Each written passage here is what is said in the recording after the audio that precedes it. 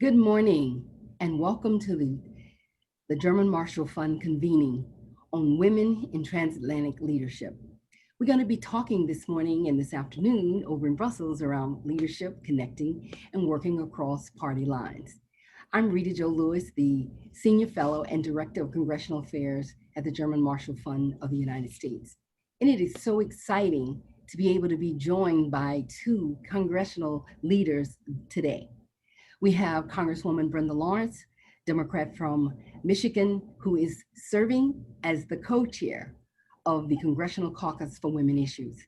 And along with her, we have Congresswoman Susan Brooks, a Republican from Indiana, who is the former co-chair of the Congressional Women's Caucus. So as we focus on women's leadership in the 116th Congress and the work that is being done by the Congressional Caucus, we're going to be talking about issues, about a variety of policy issues. And so this conversation is going to be moderated by my colleague who's across the Atlantic, Dr. Corinna Horst, who is a senior fellow and deputy director of the German Marshall Fund's Brussels office. And so this conversation today is in part of the GMF's Women in Politics initiative, which we aim to provide a platform for women interested in politics to meet and learn from each other. So this series is really built off of events that we have spearheaded throughout Washington and throughout our Brussels office that have been primarily focused on women's leadership.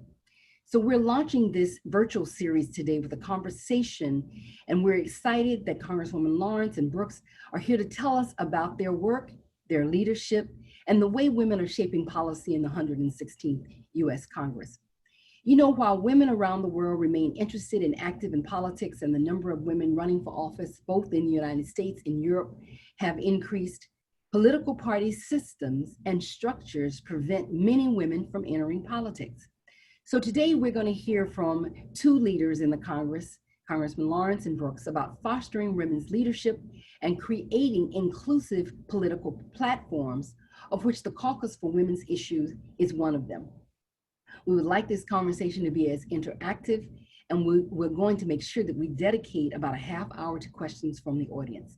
So please get your questions ready to go into the chat room and put them also in the question and answer function, which can be found at the bottom of your screen. We want you to keep them concise so we can get to as many questions as we possibly can. And we just want to thank you for joining us today. And with that, I want to turn it over to my colleague, Corinna Horst, Dr. Horst. Thank you, Reta Jo, so much. And Congresswoman Brooks and Lawrence, thank you so much for joining us. Indeed, it's afternoon in Brussels.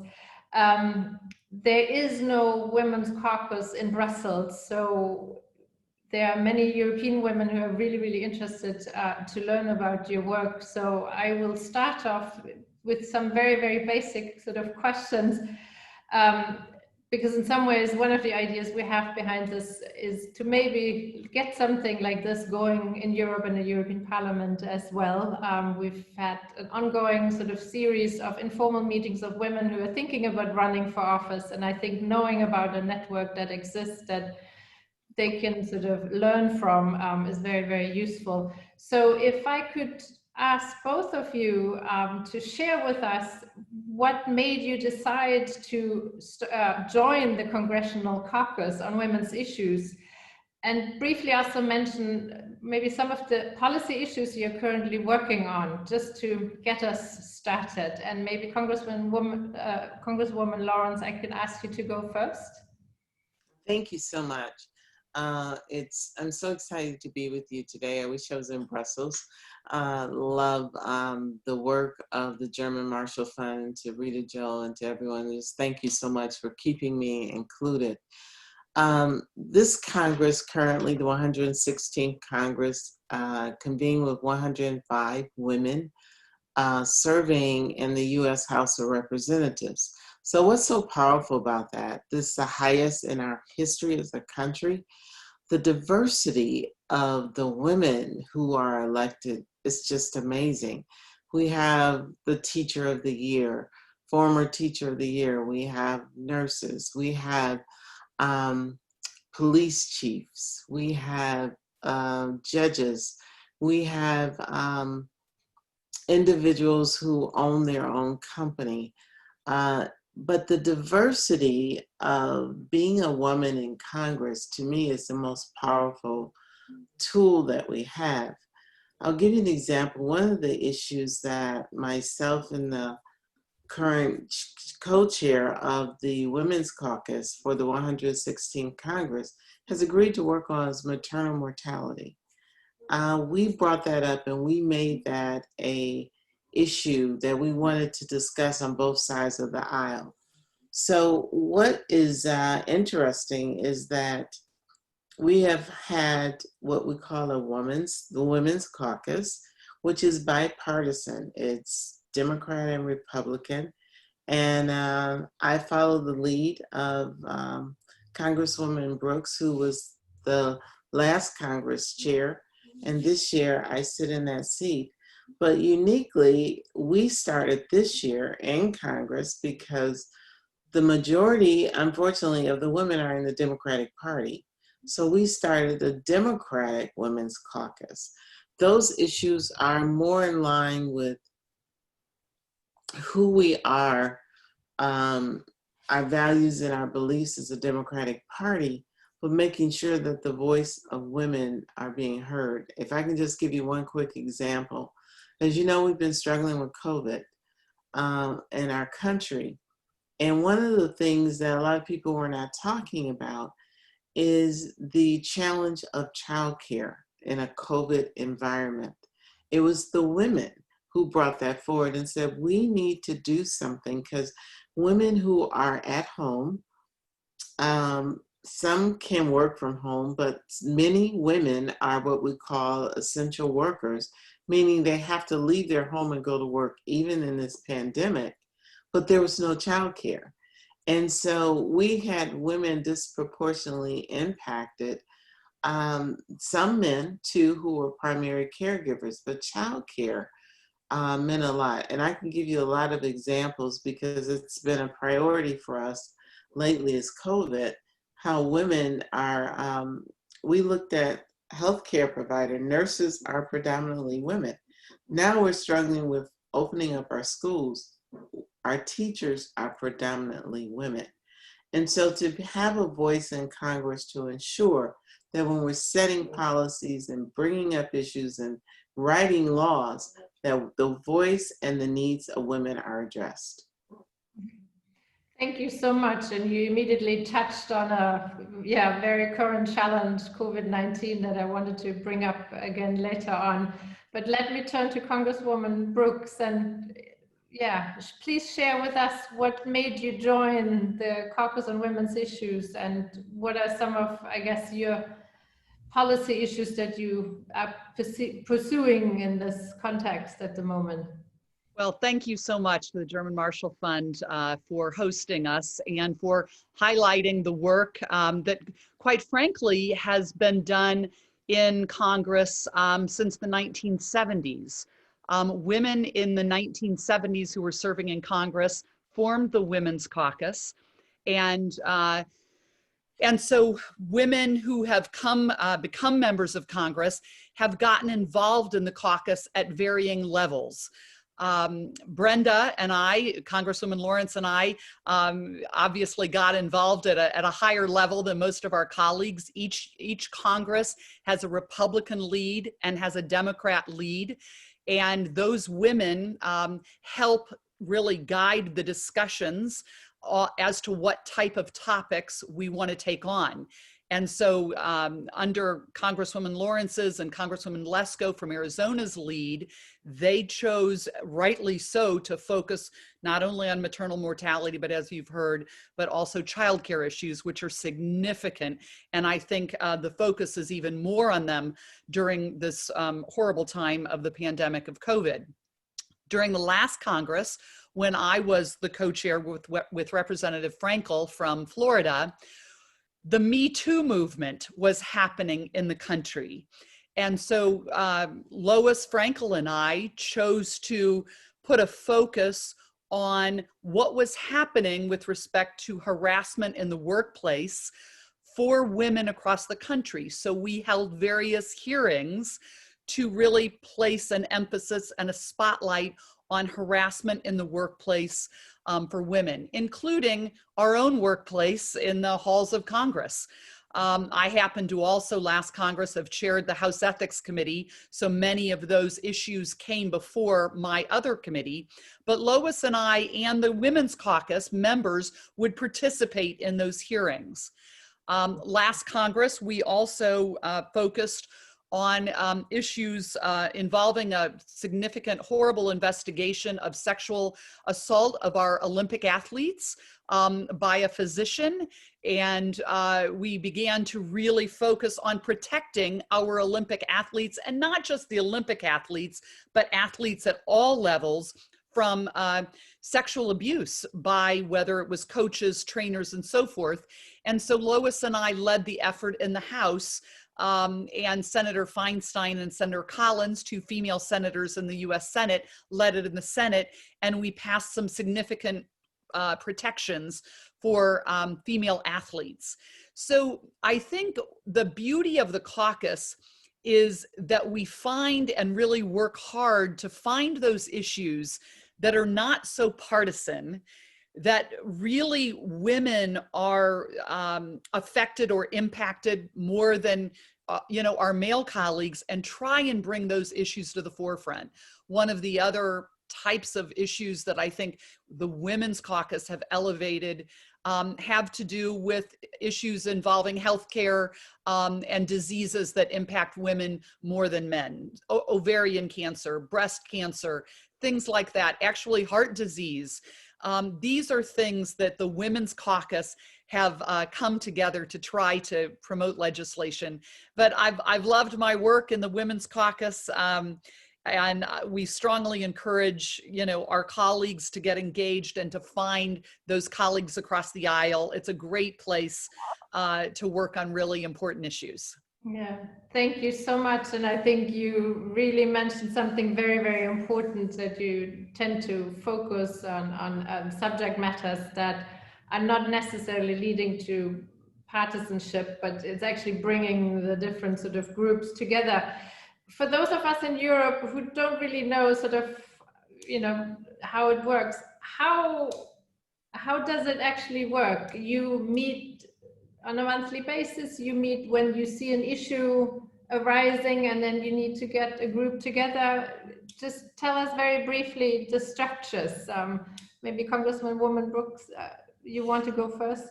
Well, and I think obviously when I led the caucus, it was not during a time of COVID. So it's been far more difficult for Congresswoman Lawrence and Lesko during this time. During the time that I led, we actually did not have monthly meetings per se. Typically, a member of the caucus might want to maybe bring in a special speaker or to bring attention to an issue, and would ask us as the leaders whether or not there might be a briefing around the issue, or whether or not we might hold a hearing.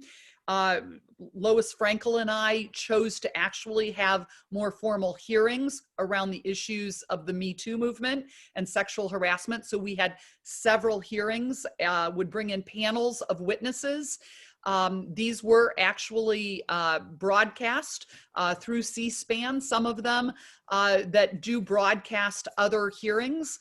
And then members of the caucus participated as their schedule allowed, or depending on, and we ran them like normal hearings. I think that it's often very much driven by the chair and co-chair, as well as the vice chairs.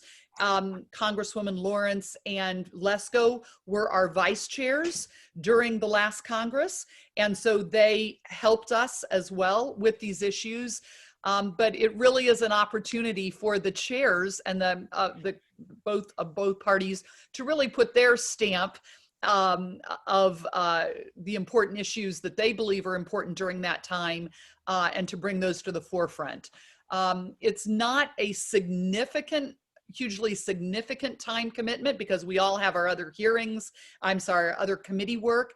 But I do think that we have really benefited, and the Congress has benefited, when we are able to dig into certain subject matters and to bring in experts and to highlight that through briefings and hearings. Okay, thank you. Congresswoman Lawrence, I imagine, yeah, during COVID-19, it's probably a bit different how you work these days. You want to add something to what your colleague has said? Yes, it's important that each Congress, that the leaders, and it's always a Democrat and Republican, come together and establish an agenda. So what are going to be our priorities? So again, when Congresswoman Brooks was chair, she and Congresswoman Franco sat down. I sat down with Congresswoman Lesko, and there are certain things we're not going to agree on because we're on opposite parties. Birth control, guns, the issue, there's some issues that are what they call the, I call them the hot buttons. So we sit down and, it's like, we're not gonna be able to stand side by side on this issue. And we respect that. And so I didn't run on a pro-life or pro-choice platform because that kind of is a divider. Our objective is to bring people together. So I will tell you that maternal mortality, I wanted to bring up based on my experience with Reta Jo and other international NGOs, the relationship between leadership on a global level. And Reta Jo and I have had a lot of discussion about that. So we've had opportunities as the two co-chairs to talk to some amazing leaders and federal governments around the country.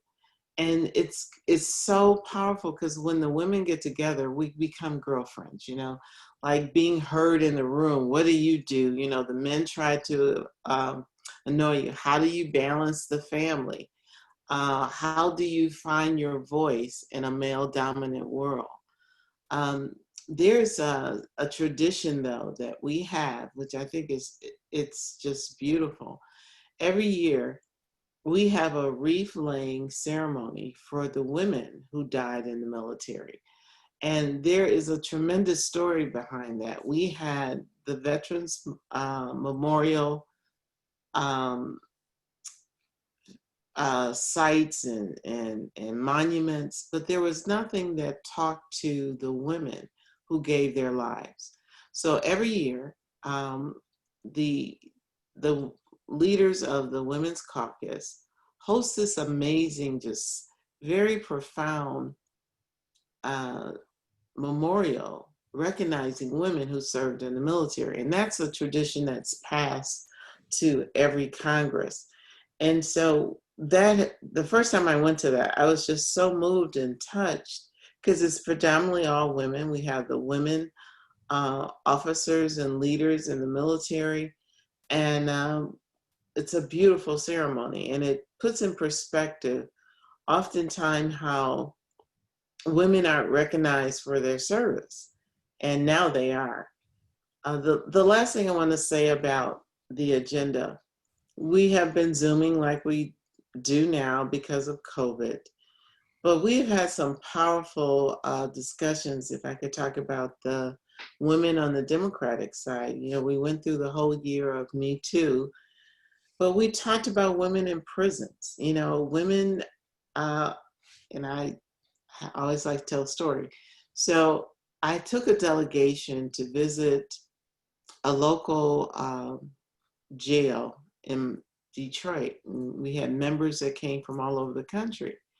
And we talked to the women, and they were saying things like menstrual pads was a huge issue, and that how we are as women, we figure it out.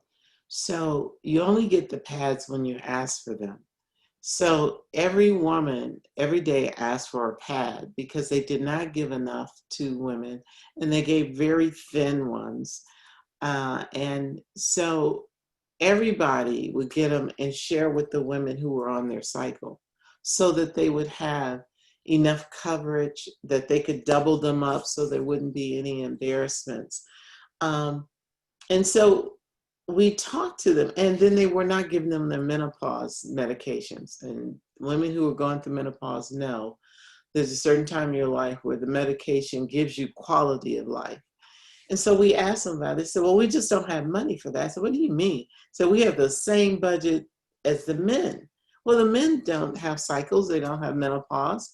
And we had to go through this whole legislative issue to make them realize there had to be special medical set aside funding because they were women.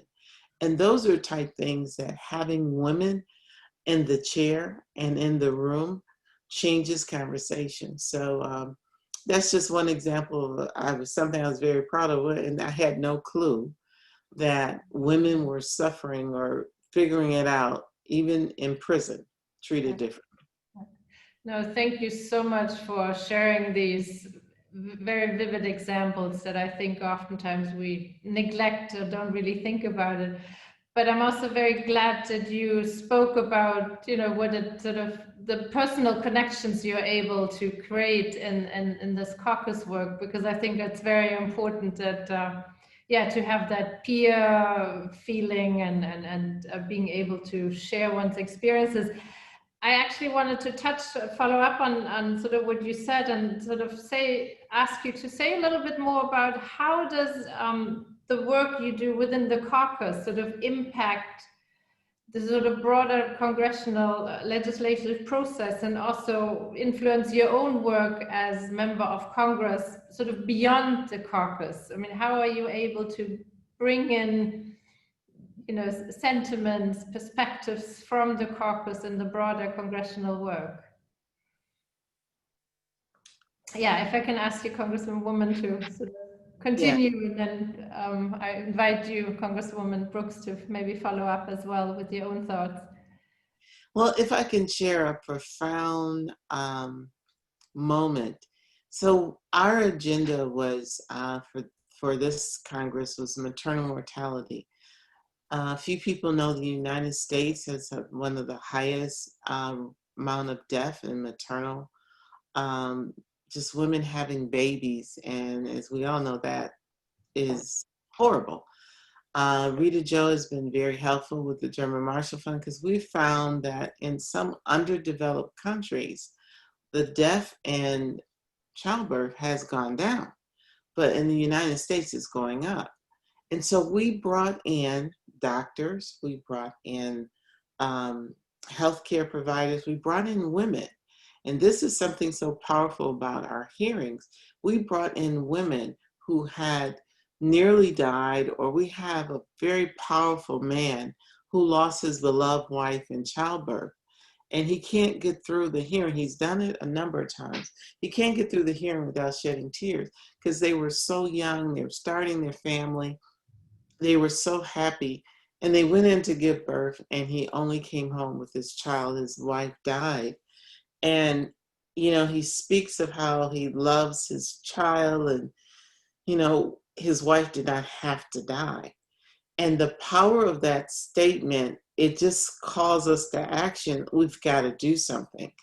But what was powerful that happened is that through the data, we found that Black women in America die at a higher rate in childbirth than any other demographic. And it was even regardless of socioeconomics, because some people thought, well, if you're poor in America, and you got issues, that's part of the contributing factor.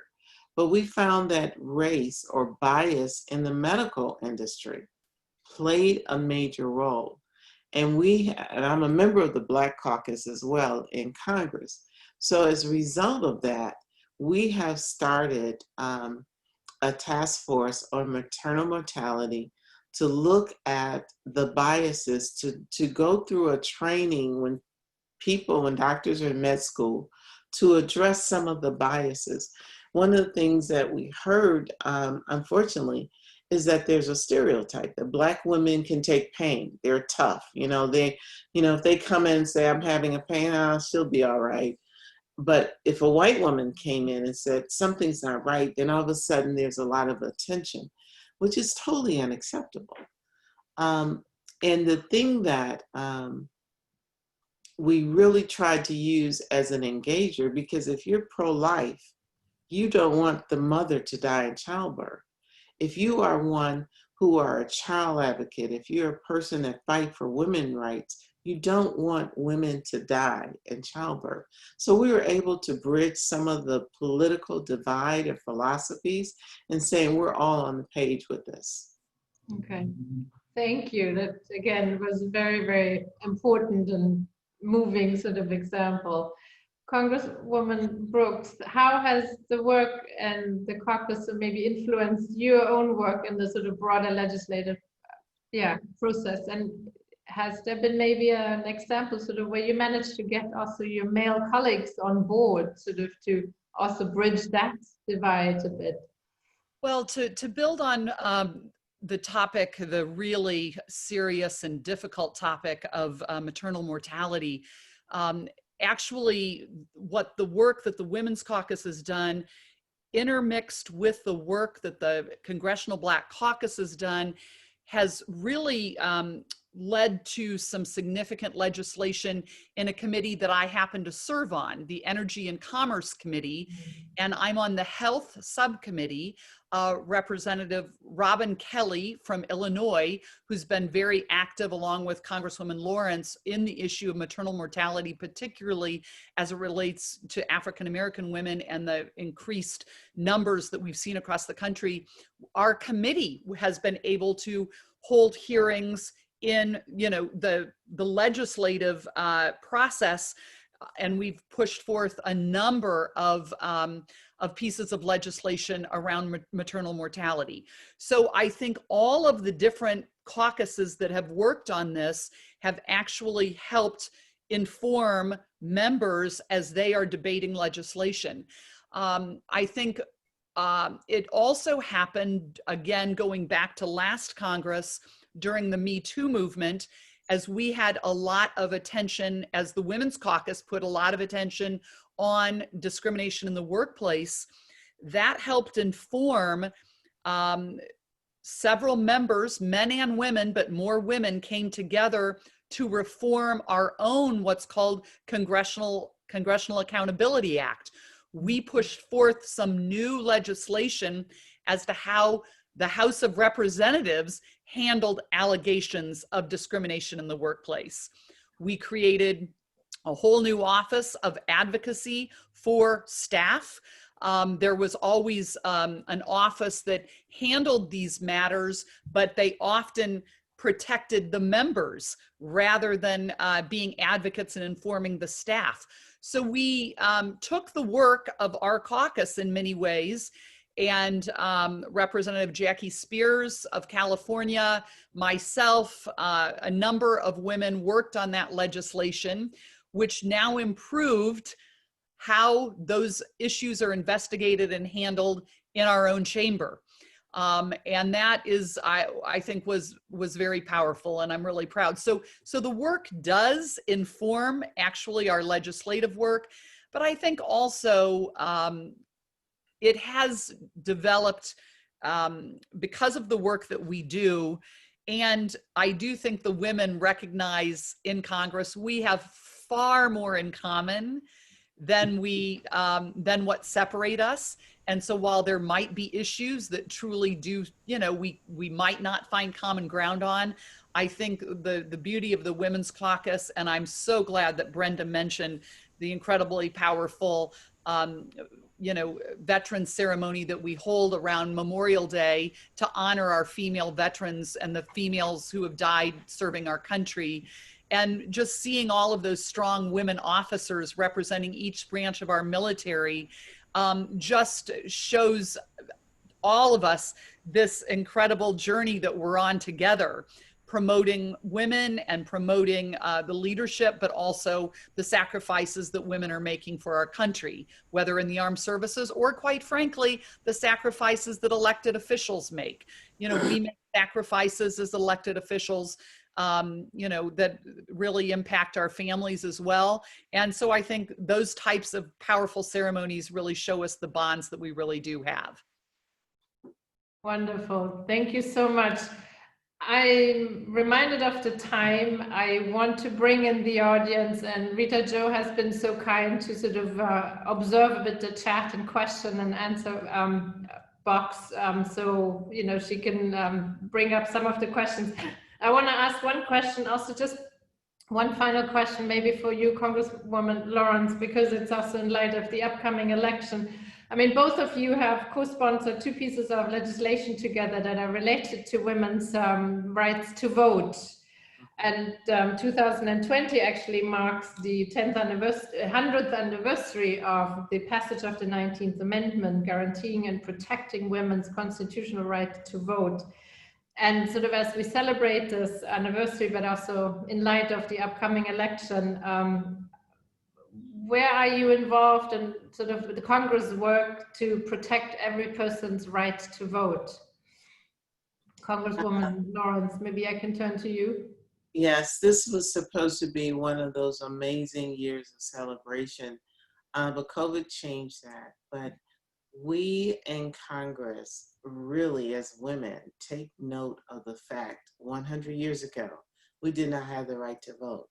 We also take serious consideration of the fact that it was not something that was a bunch of men sat in a room and said we should have.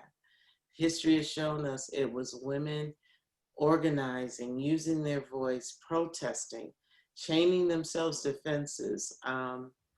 It was also a time where women had the foresight to understand that the right for women to vote was a generational motivation to it.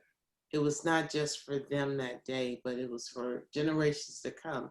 Like Congresswoman Brooks and myself, we wouldn't be here today if it were not for that. We often talk about the first women, we celebrate them. You know, Jeanette Rankin, who was the first woman elected to Congress in 1917, the first African-American Shirley Chisholm, who was elected in 1968, the first woman of color to be elected to the Senate was Carol Moseley Braun, and that was in 1992. And the first woman to ever be on the ballot as a woman president was in 2016. And then we celebrated a new one this year with Kamala Harris, the first woman of color to be on a national ticket as our vice president nomination.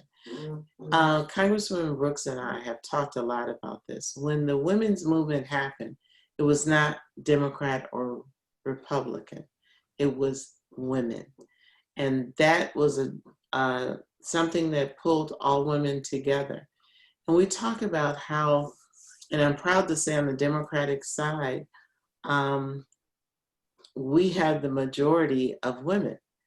The Republican Party this year, we have been talking to, I've been contacted, what did you Democrats do? Because they recognize that your body is so much richer when you have women at the table, their perspective and their voices. And so I know for a fact the Republican Party, I'm looking to see how well they do, are really working hard to bring more women to Congress. And I also want to put this on there. When we talk about the diversity of Congress, there's something special about that, because 48 of the 105 women are women of color. So most of the diversity that we have now in Congress are coming through the voices of women, Native American, Hispanic, Muslim, African American, biracial, it's really interesting to see the diversity that comes from women. Because, you know, I speak strongly about this. Minority women have, you know, sometimes, you know, it's used as a plus because we're a twofer.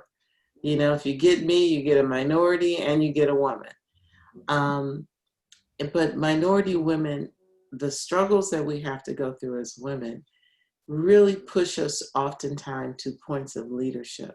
And you'll see that leadership being played out in the members who are coming to Congress. And I know that's going to continue. I'm just so excited to be a part of that, to have mentored some of those women who are now on the ballot, and hope to bring more to Congress.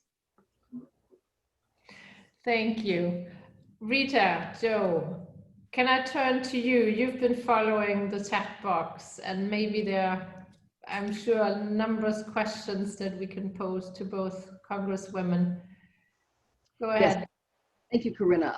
You know, one of the questions in the chat box, and I'll turn to Congressman Brooks on this, they want to know, how have NGOs and outside organizations become involved with the caucus when you were chair or as a member of the caucus?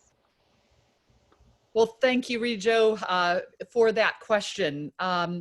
There is an organization, it's called the Women's Politics Institute, WPI. You might have to help me out, Brenda, that Women's Policy Institute. Women's Policy Institute, sorry.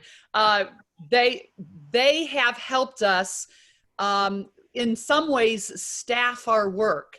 They also bring us together for receptions.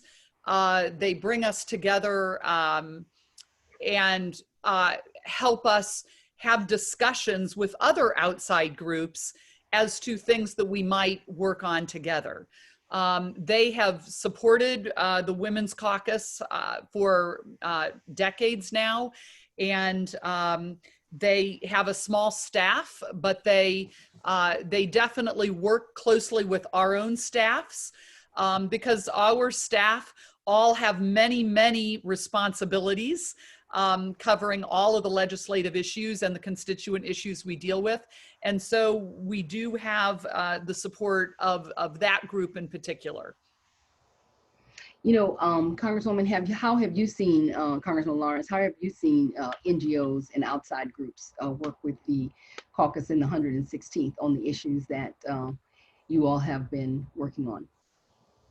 So, Congresswoman Brooks, during the Me Too movement, relied a lot on NGOs and nonprofits. We have a lot of nonprofits who work in the space.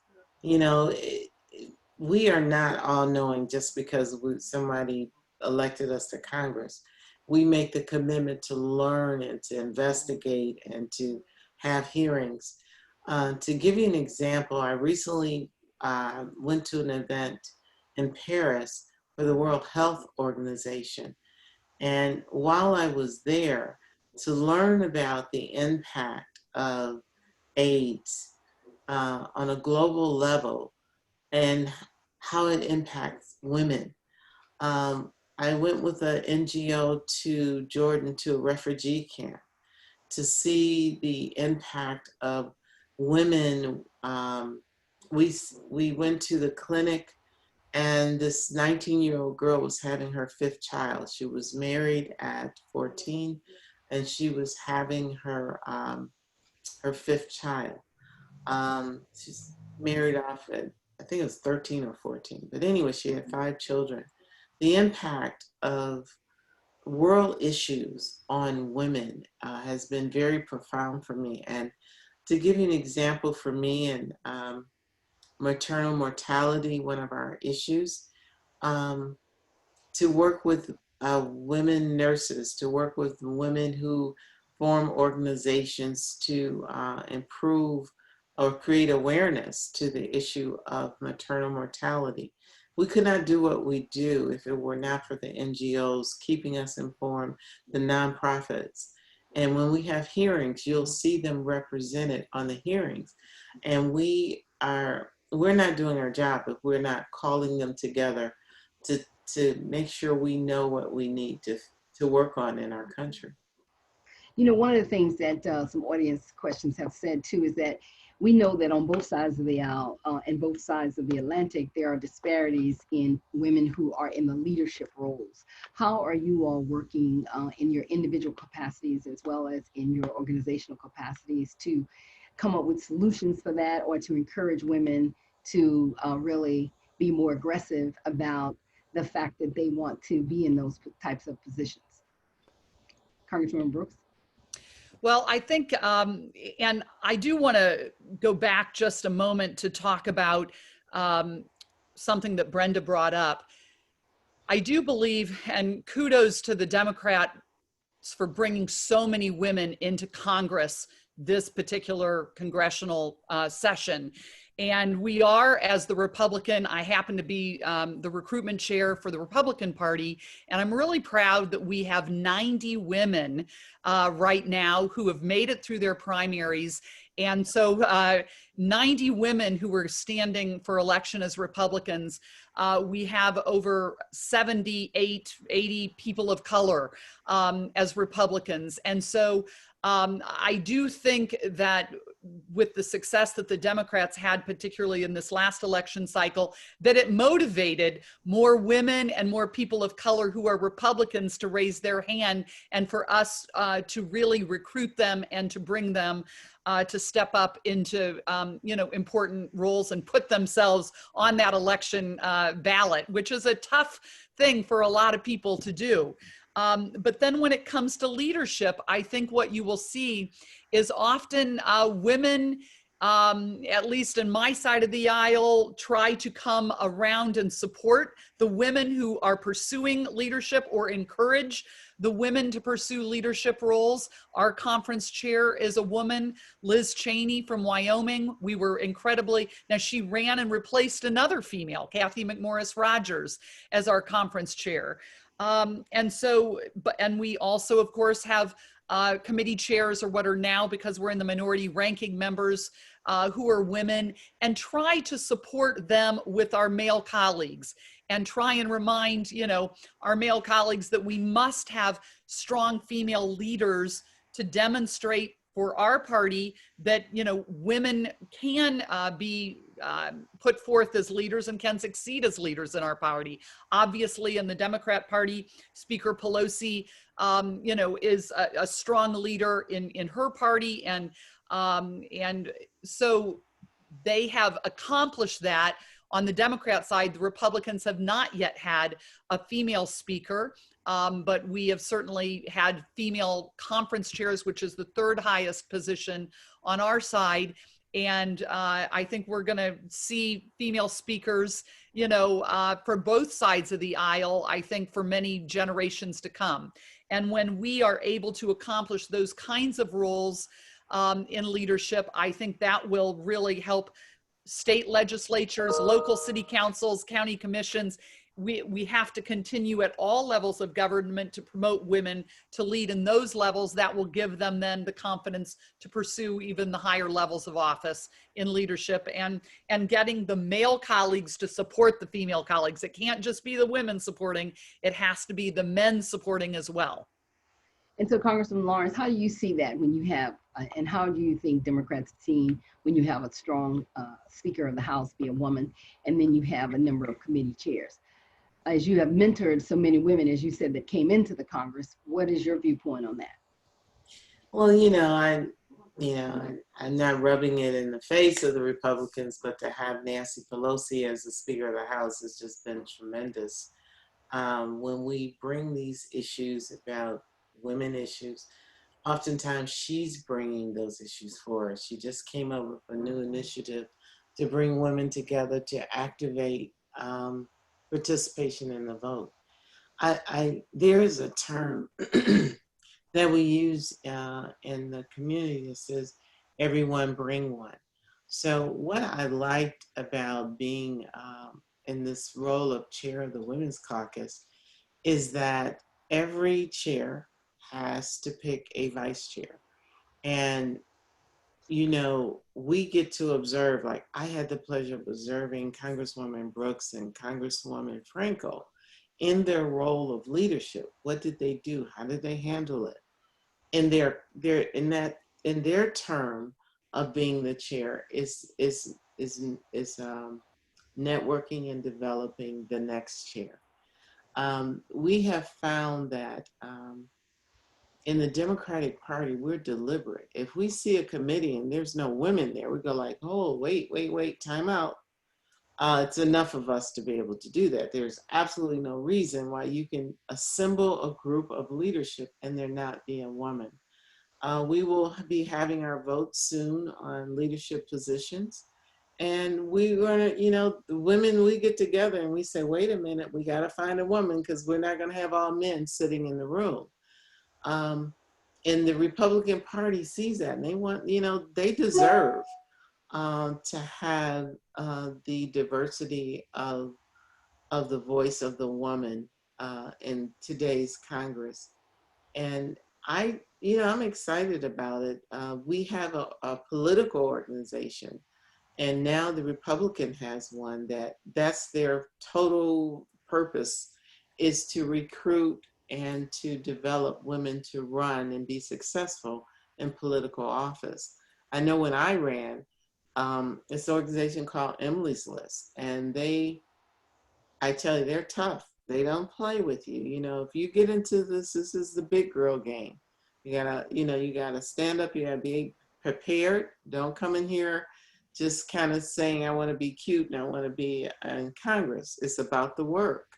And then we have this network around the women who are members of Congress. If we see something or hear something, I just want to give one little story. So a female member who's Republican, we didn't have that many young women prior to this last Congress. And she was young and she was getting married. So we had a woman getting married. That's very seldom in Congress. And we now have like 3 or 4 now who are engaged. And she had a bridal shower. And it was so refreshing to go to a social event in Congress and see Republicans and Democrats just laughing and talking and enjoying it. That is such a great story, because I think it really humanizes for our listening audience who are seeing that all of the issues you're dealing with, that every issue really is a woman's issue. And the biggest issue that we're all dealing with right now is this whole COVID-19. And so we have some questions that they would like to get your response about how you see additional leadership. You talked about the issues from childcare, but how have you seen women leading on the COVID-19 front?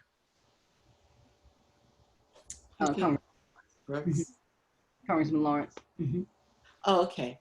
And leading in the healthcare, leading and addressing, you know what pushed us in the Women's Caucus to fight for PPEs is because the majority of our grocery store workers were women. Right now, healthcare, majority of our teachers are women. When we talked about the overall economic impact that a woman who is a working poor, we call that because the cost of living, if you're getting paid $7 an hour and you're now having to keep your children at home or make extra trips or doing other things, the economic impact on the poor, and then the access to healthcare. All those things were really bubbling in the space of women. And we made sure when we were making policies and funding that we ensured that women would be taken care of. And again, that issue of childcare was really strong. And we had the childcare industry was predominantly women-owned businesses that opened up childcare facilities. We're talking about they were left out. You know, no one was talking about them. And, you know, they came to the Women's Caucus and said, you all have to fight for the childcare industry. You're going to have to understand the challenge when our essential workers who are women can't stay at home. What are we going to do with our children? And some of the companies are saying you're essential, you have to come to work. And so we are, those are some of the issues that we dealt with on top of racial, the issues that impacted women were very clear in COVID. And then something else that we found out, the impact that COVID has on pregnant women.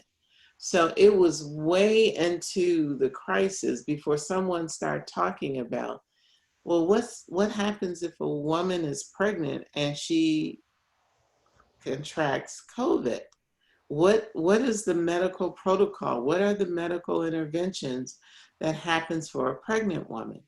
And so those are type things that being a woman and being in this space of leadership, we had to go to Congress and say, wait a minute, are we doing enough for women who are pregnant?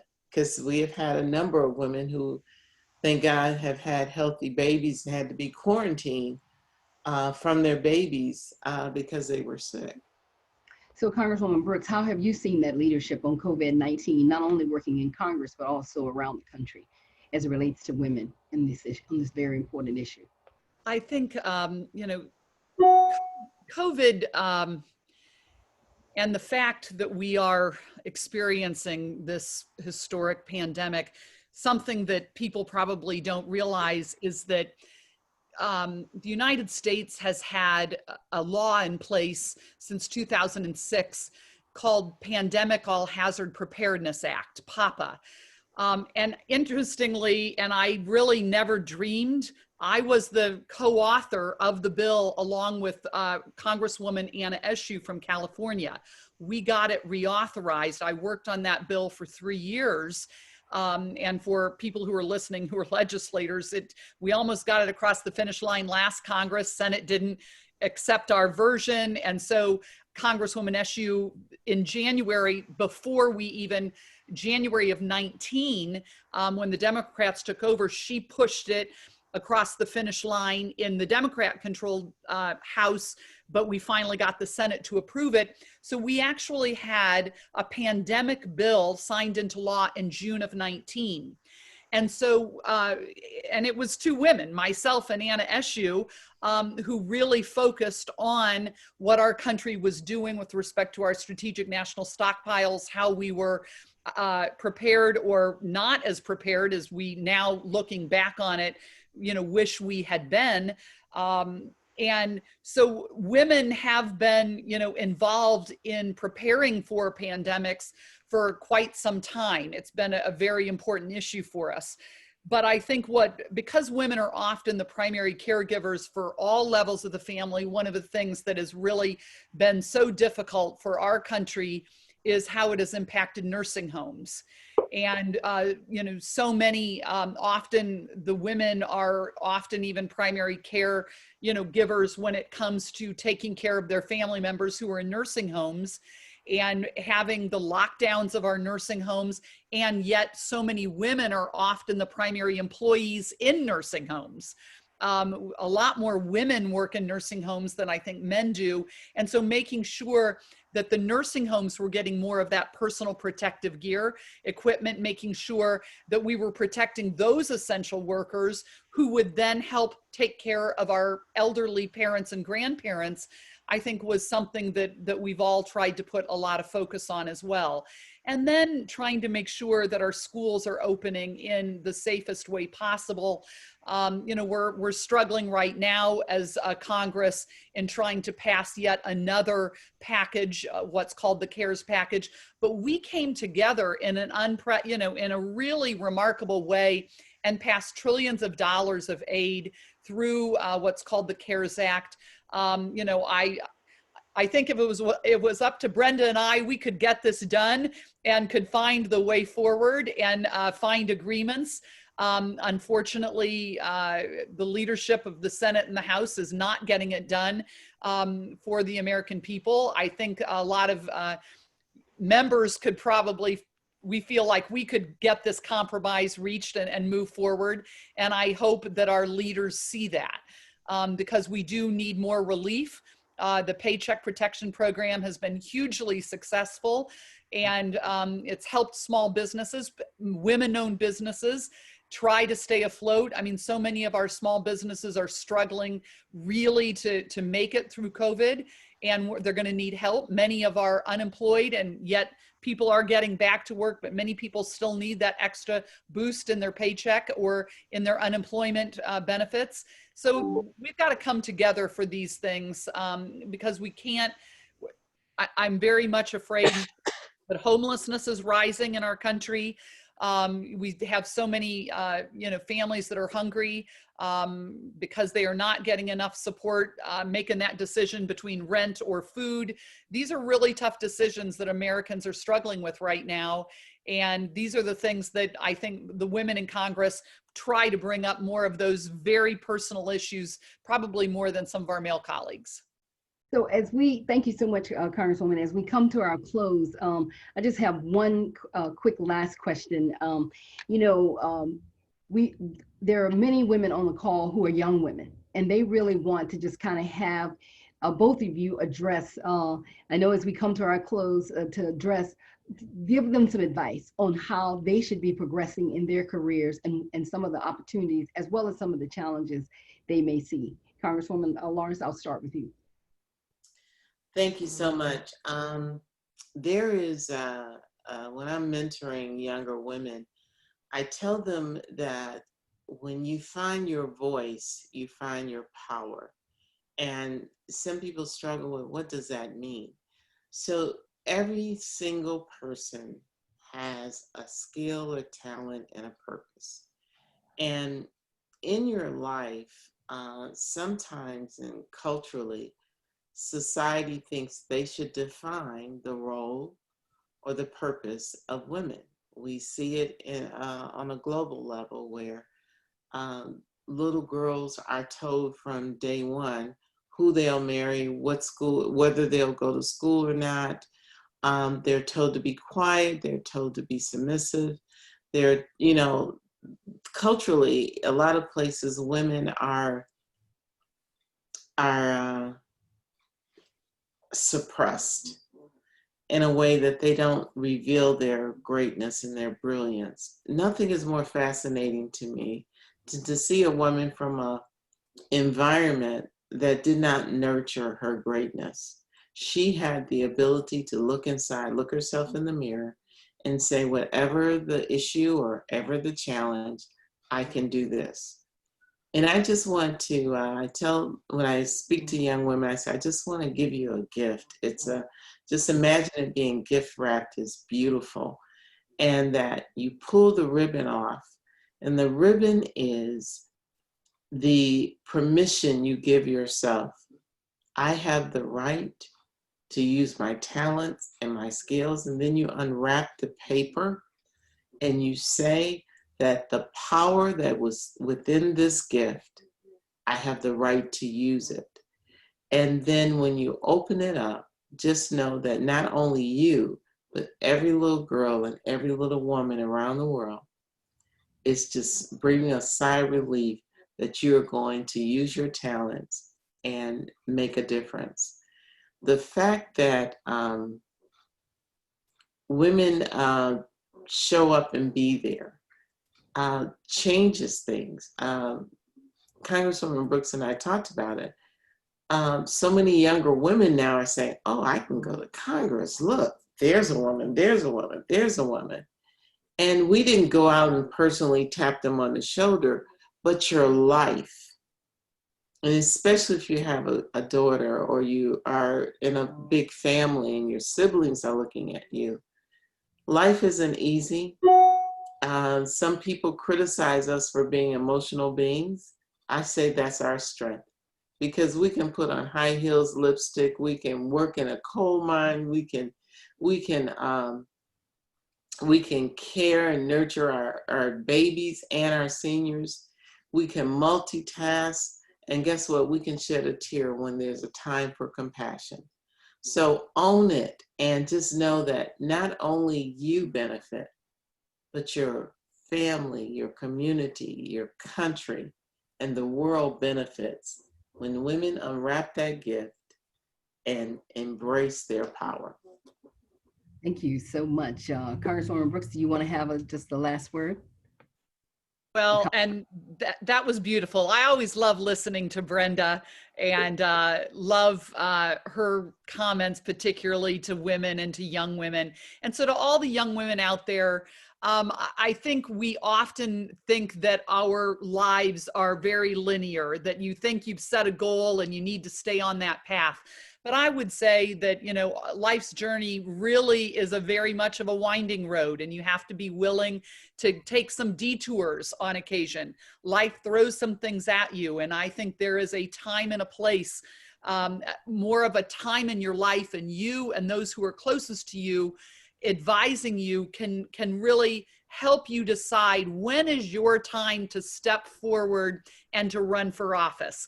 It might not be when you're younger. It might be when you're older, or it could be when you're younger. What Congresswoman Lawrence was talking about, Elise Stefanik of New York, was the youngest woman to run and win in Congress when she was 28 years old. And that was that bridal shower she was talking about. And she is now helping mentor so many women to get ready to run. And it is incredibly hard work.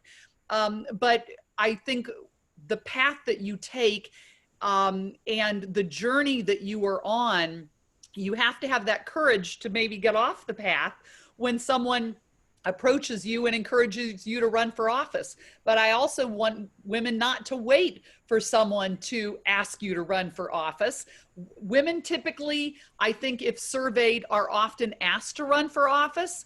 But I think women need to begin to unwrap that package that Brenda's talking about and realize they have something to offer. Maybe it's their local neighborhood association. Maybe it's their county commission. Maybe it's their city council, or maybe running for mayor.